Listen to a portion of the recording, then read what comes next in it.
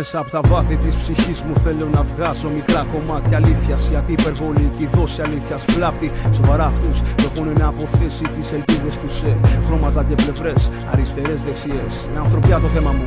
Η μάνα και ο πατέρας μου την έμαθαν καλά.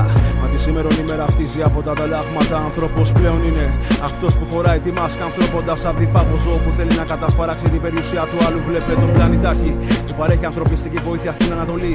Ενώ συγχρόνως ρουφάει μαύρο χρυσό από κάθε πρωτοπαραγωγική πηγή. Και η τρομοκρατία βρίσκει λόγο να υπάρχει. Πειρά στην πειρά, ο φαύλος κύκλος συνεχίζεται. Το τυλάχι, τα σημάδια των καιρών φοβίζουν την ψυχή μου. Τη χάρπα στη βγάζουν θεωρίες συνωμοσίες για να παραμορφώσουν την πίστη μου, αδελφέ. Ο πόνος σου είναι εφήμερος, ο κόσμος μας είναι πλαστικός.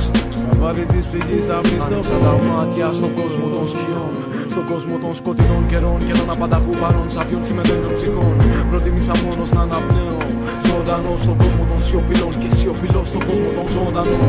Ο χρόνος είναι ο εχθρός των αδύναμων, εχθρός όσων βιάστηκαν να μεγαλώσουν και τώρα υποφέρουν αιματοβαμμένοι στα πολλά χαρακόμματα των λίγων αναμνήσεων. Χαρά και λύπη, ποιο από τα δύο μου λείπει. Ψηφίζω όπως πάντα με οδηγούν στις αντιφάσεις.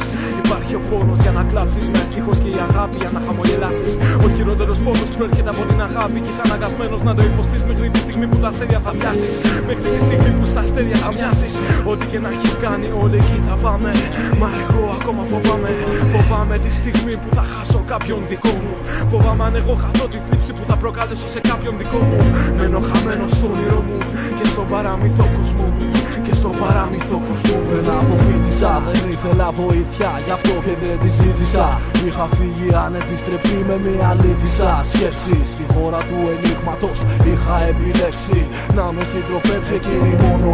Όσο επιβιώνει αυτή και εγώ θα επιβιώνω. Θα ματώνω, όταν ματώνει και δακρύζω. Όταν τουρκώνει σε έναν κόσμο που μας θέλει να πεθαίνουμε όλοι μόνοι. Σου λέω θα πέθαινα για σένα, φύσε με να ζωής. Είσαι παράταση για αυτούς που πάνε να φύγουνε νωρίς χωρίς να σε έχουν γνωρίσει. Είσαι η Ανατολή και όχι μια απάτηλη αντανάκλαση στη ζωή μου, την ανάπλαση η οποία δεν έχει αρχή.